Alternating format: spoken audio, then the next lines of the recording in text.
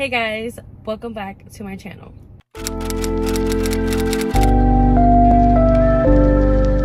Okay, so for today's video,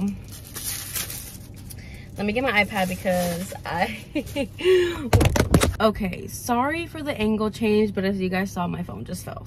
But for today's video, I wanted to film the what's on my Kindle Unlimited library video. June is actually a Kindle free / ebook free month for me. I mean, I've read a couple of novellas, I'm not gonna lie, but I'm trying to read more physical books than I am trying to read ebooks. So I figured I would go through my KU library and see if you guys have read any of these, if you think they're good or what. I have no idea what some of these are even about, but the covers really get me, and then, you know, recommendations from bookstagram, TikTok, all of that. But let's just jump right in. First one, the most recent one that I downloaded was The Beast by Jenika Snow, because I did finish reading that werewolf series that she was coming out with. I think the next one comes out in August, I'm not sure, but she came out with her first like monster romance where he stays beast. The cover is stunning. I'm a little iffy because the last Beauty and the Beast monster romance that I read was that one from Jack Carbon, and you know, that one kind of was like, I don't know, but I'm excited. Let me read what it is about. What if the beast never turned into the prince? My father had just sold me off, bartered my bodies to erase his debt to the very devil himself. A beast of a man, literally. A creature whispered about amongst the villagers and feared by all. He was a beastly visage. This is why I don't read on camera. He was a beastly visage at 3 times the size of a man, his monstrously huge body covered in fur, sharp fangs and eyes that held an unearthly red glow. He had paw-like hands tipped with claws and horns that arched back from his inhuman face. I was to live with him, to be his in every way, all ways he saw fit. I was to be his wife, and so I offered myself up as a proverbial sacrifice to the very devil himself. I just didn't expect to enjoy being with a monster as much as I did. Okay. Also, I had done my nails earlier, and I usually do press-ons, if you don't know, but I usually do press-ons, and I bought these ones that were super cute, but I didn't realize they were the sticker press-ons. If you guys are gonna be doing press-ons, do not do the sticker ones. Those are so bad, and so I put them on and I thought they were gonna last me until, you know, me here filming these videos for y'all. I wanted to have my nails done, and no, it was horrible. I couldn't do it, so I just took them off, and now my nails are bare and ugly, and I'm sorry. I tried. Anyways, besides the point, next book that I have is Praise by Sara, Cate. This has been everywhere. I bet you already know what it is about. It's about these group of friends, I think, and they own a BDSM club, and no, they own a kink club where each like owner has a certain kink, and the first book is Praise kink. That's why the book is called Praise. That's my kink, bitch. That's my kink. I love this shit, so I have really high hopes for this one. Next one that I have is Consider Me by Becka, Mack. This one I got recommended to by Aviva's Library, I think that's her booktube name, but it's basically a turned playboy, and he's like trying to get with this girl, and she's like no, because she knows he's a player. And it's a really long book, so I'm guessing it's like a slow burn, and it kind of has to be a slow burn, because if he's a turned playboy and she's refusing him if to get together way too soon, it's like, what was the point of the book? But that's the third one that I have on here. And then I have A Lesson in Blackmail, which is more of a novella. I think it's like 100 and something pages. I'm actually currently reading this one, and I really like it. I love the premise of it. I just don't know what's happening in this book, as in like the writing is really weird. Honestly, I don't mind the cover. I just wish it wasn't a novella. You know, like, this would have been such a good book if it was more like drawn out instead of having to fit so much in one book. And by so much, I mean it's about a 18-year-old senior in high school. His family owns this prestigious school, and he is into terrorizing the librarian. Yeah, he like sees her and is like completely obsessed with her, and he like teases her, and then like she gets so much stress from him, and she's like scared from him, and she's like a very like submissive woman. And then he follows her on a Friday night, and Friday nights are her days where she goes to this club that She gets to be a submissive and have doms and do scenes with them, and she gets this release, and it's really a lot about her mental health. The hero follows her to this club, and he sees her not in her little librarian outfit, but like in this sexy lingerie, and he's like hearing her talk about scenes and all of these new things, and he's like, what is this? And like, this is what she's into. This is literally a novella about them trying to figure out how to be in a BDSM relationship, because she's never been in one, he's never been a dom, but he has tendencies of a dom, and he wants to learn for her. He wants to become the perfect dom for her. Next book that I have is So Not Meant to Be. This is the second book of the So Not Meet Cute series. I gave a Not So Meet Cute 5 stars, and this is the second book. I'm not even sure who it's about, but I think it's one of the brothers of the hero of the first book, and I'm so excited for this one. I'm not gonna lie, I don't even know what it's about, but let me read the book details on this one, because I don't even know either. It says, am I friends with JP Kane? Ha, that's laughable. Besides the fact that he's adopted some far-fetched notion from the movie When Harry Met Sally that says men and women can't be friends and work together, it's safe to say we're not friends. He's annoyingly loud, obnoxiously handsome, and has made an art out of poking all my hot buttons multiple times a day. So you can imagine how disgruntled I am when I not only have to fly to San Francisco with him for work, but stay in the same penthouse. Yup, we're sharing the same air 24/7. We're talking full-fledged working roommates. Forced proximity, bitch. I'm here for it. Enemies to lovers, period. The man doesn't know what it means to wear a shirt, thrives off protein bars, and you guessed it, moans loud enough for people to believe he's Meg Ryan in a restaurant. Spoiler alert, I won't be having what he's having. Talk on his continuous flirting and his polished good looks, and I'm caught staring down the barrel of a seductive temptation that makes it hard for me to sleep at night. But guess who can control herself? This girl. Because if there's one thing I know for certain, is that JPK and I are so not meant to be. No, not me, already giggling as fuck just with the synopsis of this book. Let me control myself, because Mack and Quinn be cracking me up, bro. Okay, next one I have is Nosedive. I have no idea what this one is about. No idea. I just know I have a lot of standalones in my KU because I didn't want to start any series. Oh, okay. This is like a... Okay, let me read you guys what it's about. Cam's a dragon shifter with a secret. He prefers his own company to that of his packs, until one day he stumbles across a saucy soup named Charlie. She's hiking alone and looks as lost as he feels. Perhaps they could keep each other company. Except Charlie's got secrets of her own, and she's not ready to share them with some too handsome to be real shifty shifter. Cam might be good for a laugh, maybe a hot one-night stand, if she can let her guard down long enough to enjoy herself. But the next day, right when Charlie's about to cut him loose, their worlds collide in a twist of fate, forcing them to work together to save themselves and each other. To do so, they'll have to expose the parts they've kept hidden for far too long, or risk losing everything to the darkness surrounding them. Nosedive is a standalone, fast burn paranormal romance. The cover don't look like it. That's why I was a little confused when it was like Dragon Shifter. Next book I have here is Gothikana. This one is actually very popular, but I honestly have no idea what it's about. I just know it has like academic, like dark academia vibes. Gothikana, a dark academia gothic romance by Runyx. An unusual girl, an enigmatic man, an ancient castle, what could go wrong? An outcast her entire life, Corvina Clem, I like that name, Corvina, is left adrift after losing her mother. When she receives the admission letter from the mysterious University of Varenmore, she accepts it as a sign from the universe. The last thing she expects, though, is an old and secluded castle on top of a mountain riddled with secrets, deceit, and death.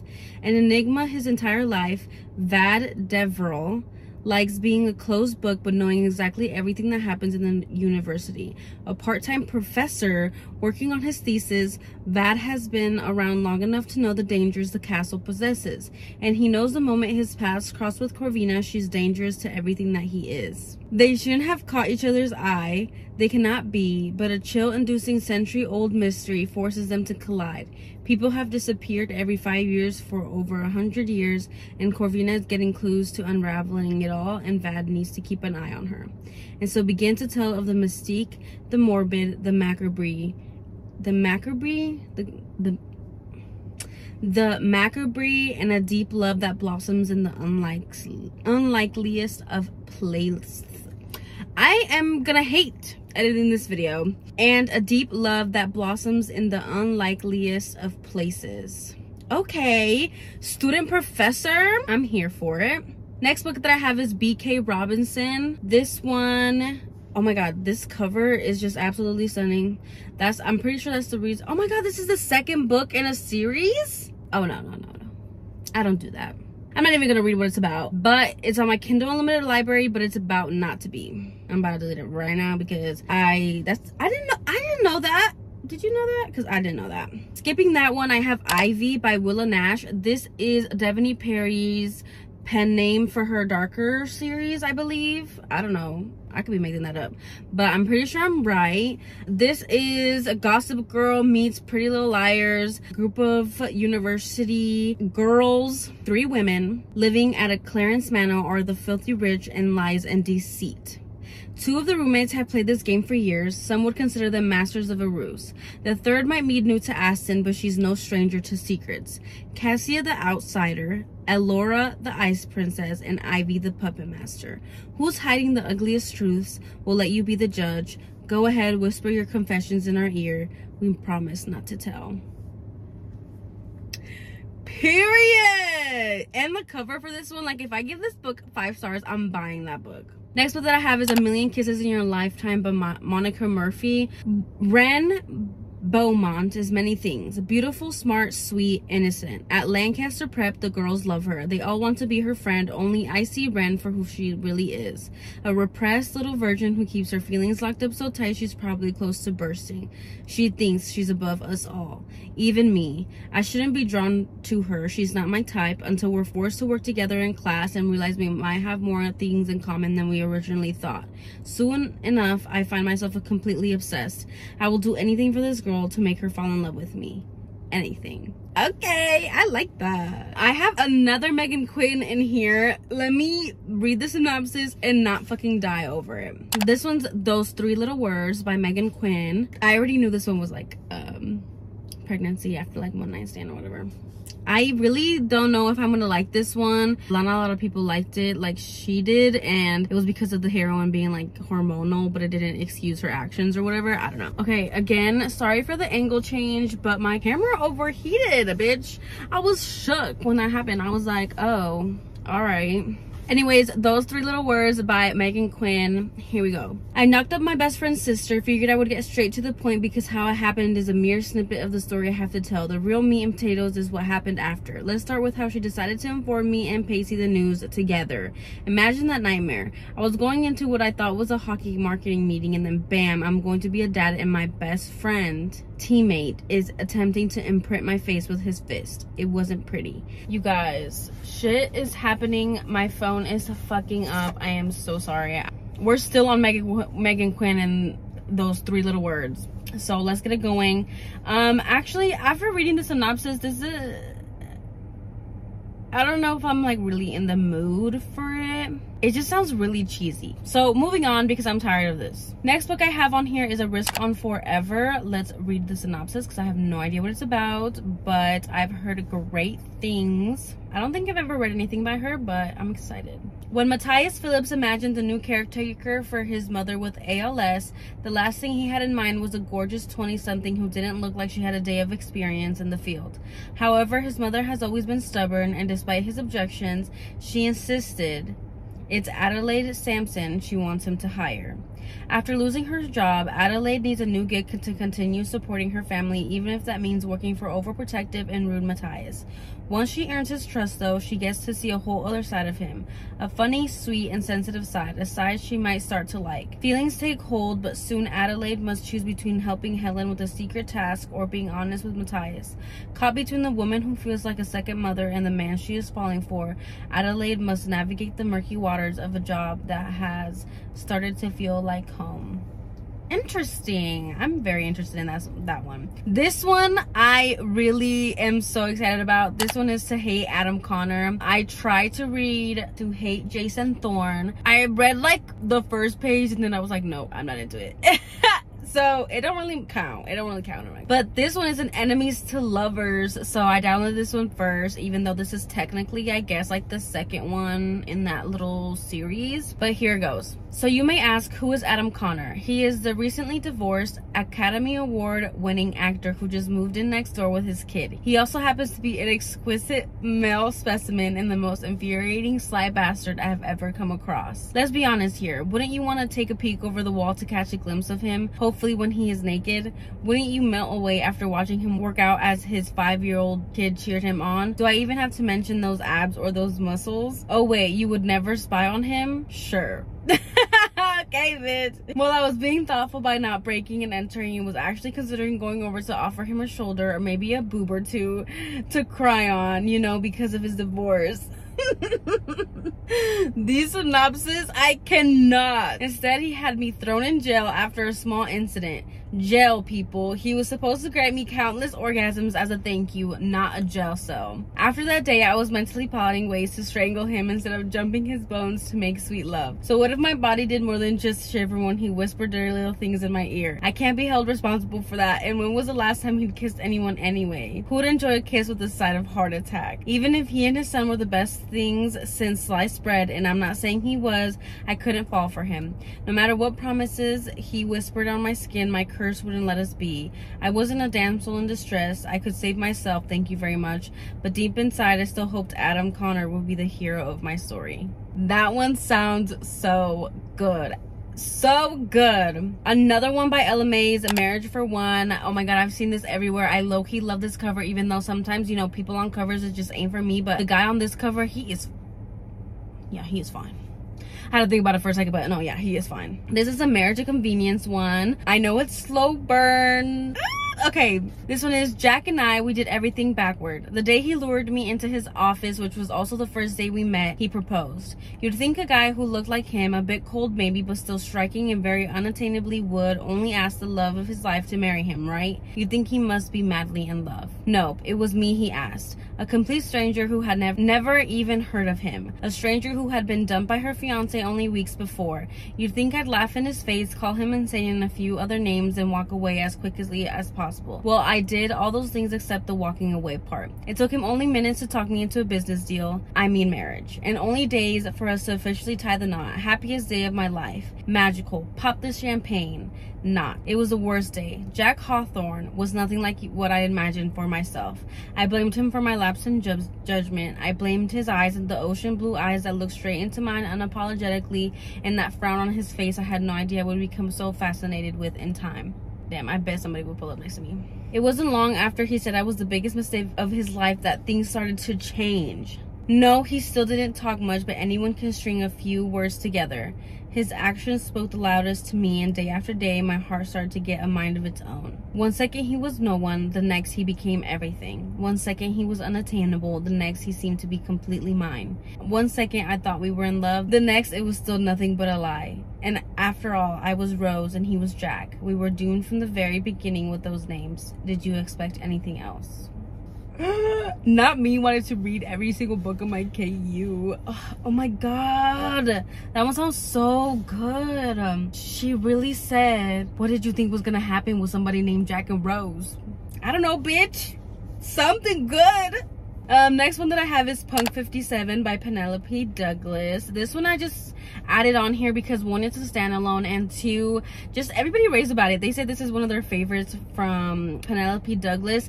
This is like a pen pal sort of thing. The girl doesn't know that the guy is her actual pen pal though, and when the guy sees her and figures out who she is, she's like completely different in real life than what she is in her letters, and he like bullies her and they fall in love. Not gonna read the synopsis for that one because you probably already know. Then I have Things I Wanted to Say, a dark bully romance. Whit Lancaster burst in my life like a storm. Dark and thunderous, furious and fierce, cold, heartless, and devastatingly beautiful like the statues in our prep school gardens. The school with his family name on the sign, he can do no wrong here. This is his domain. I don't know how I feel about school romances, but you know, I could get into it. I mean, or at least I can try and get into it. He's a menace on campus, adored and feared, hated and respected. His taunting words carve into my skin, shredding me to ribbons. Yet his intense gaze scorches my blood, fills me with a longing I don't understand. When he comes to my rescue one night, he ends up broken, bleeding. My instincts scream to leave and let him suffer, but I can't. I sneak him into my room, clean him up, fall for his lies, let him possess every single part of me until I'm the one left a gasping, broken mess. Then he leaves me alone in the dead of the night, taking my journal with him. Now he knows all my secrets. My damn, not him taking her journal. That's private. Now he knows all my secrets, my hate, my truth, and he promises to use my words against me. I'll be ruined if my darkest secret gets out. That's when I strike a bargain with the devil. I'll let Whit Lancaster ruin me behind closed doors instead. I'm ready for that one. And the new released cover, stunning, love it. Then I have Things We Never Got Over by Lucy Score. I've never read anything by her, but this one is so talked about. It's like a single mom. The sister leaves her kid with the mom and like she runs away and like takes her car or something, and it's like a small town romance and it's grumpy sunshine and the cover is stunning, but it's on KU, so I'm gonna read it on here first before I buy it because I only buy 5 stars now. Yeah, that's their romance. It's between Naomi and Knox. Bearded bad boy Barbara Knox prefers to live his life the way he takes his coffee, alone. Unless you count his basset hound Waylon. Oh, there's a dog in there. Okay. Waylon. I guess Waylon, not Waylon. Knox doesn't tolerate drama even when it comes in the form of a stranded runaway bride. I feel like the 3rd act breakup is gonna be like her fiance that she ran away from, like pulling up or something. I don't really like that, but I'm excited to read that one. Then I have a YA fantasy. Look at me. I downloaded it a minute ago and I still haven't read it though, so. This is The Shadows Between Us by Tricia Levenseller. I've heard so many good things about this one, and you know, I love a good enemies to lovers. This one, it says, Alessandra is tired of being overlooked, but she has a plan to gain power. Woo the Shadow King, marry him, kill him, and take his kingdom for herself. We'd love a bad bitch. No one knows the extent of the freshly crowned Shadow King's power. Some say he can command the shadows that swirl around him to do his bidding. Others say they speak to him, whispering the thoughts of his enemies. Regardless, Alessandra knows what she deserves and she's going to do everything within her power to get it. But Alessandra's not the only one trying to kill the king. As attempts on his life are made, she finds herself trying to keep him alive long enough for him to make her his queen, all the while struggling not to lose her heart. After all, who better for a Shadow King than a cunning, villainous queen? First of all, this is giving very much Shadow and Bone with the, you know, the darkness, the shadows, and it's giving very much Azrael from Akatar. Here for it. Then I have The Cabin by Jasinda Wilder. This one got recommended to me by the TikToker slash bookstagrammer. What is her name? I want to say her name is Alexandria, but I don't want to be wrong, but I'll put her name on the screen or down below in the description box. This one is a sad one. Like, she was bawling on her story. She was saying that it was so sad, and I'm ready for it. I need something to make me feel. I haven't cried in a minute. I haven't. So here we go. 1 year ago, I buried my husband. 1 year ago, I held his hand and said goodbye. Now I spend most of my days lost somewhere between trying to remember every smallest detail of our lives and trying to forget it all. I fill my hours with work until I'm too exhausted to remember him, to feel anything at all. 1 year, 365 days, and then one knock at my door changes everything. A letter from him, a last request, a secret will. My dearest Nadia, trust me, my love. One last time, trust me. Sometimes the epilogue to one story is the beginning of another. Why did that literally already break my heart? It's the letter. It's the letter. Oh my God, he said, my dearest Nadia, trust me, my love. Okay, last one on my KU. This might be a very long video. It's Cate by Mariana Zapata. I think if you think about it, I I know Larry reads, she did like a Mariana Zapata like reading order, and she said to skip a couple of them because like they weren't her favorite, and I kind of don't want to read stuff that she didn't really like. I mean, like she just said they were bad and the reasons why she said she doesn't make me want to read it. So I might have Cate, but I don't know if that's the one that's next after all the ones that are bad, but I guess I can look it up, and if it's not Cate, then I'm gonna delete Cate and then start from the correct reading order, because I know that her stories like interlock and like some details are like interconnected or whatever. But here is actually, y'all probably already know, Cate is about a soccer player and her soccer coach, and she is like a longtime fan of his, and when she meets him, he's not at all what she thought, and it's like enemies to lovers, coach player romance. I'm gonna read it to you because I've never read the synopsis, but that's basically kind of the gist of it. When the man you worshipped as a kid becomes your coach, it's supposed to be the greatest thing in the world. Keywords, supposed to. It didn't take a week for 27-year-old Sal Casillas to wonder what she'd seen in the international soccer icon, why she'd ever had his posters on her wall or ever envisioned marrying him and having super playing soccer babies.